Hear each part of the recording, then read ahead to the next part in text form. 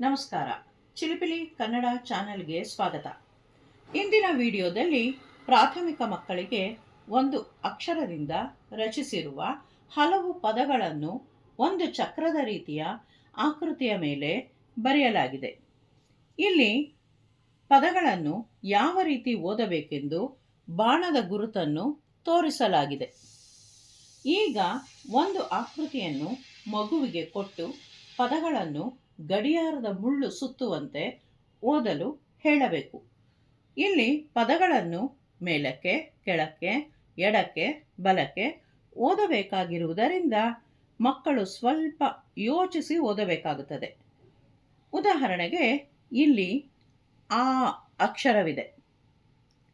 ಆ ಅಕ್ಷರದಿಂದ ಆಲ, ಆರು, ಆಲಿಸು, ಆದೇಶ ಈ ರೀತಿ ಓದಬೇಕು.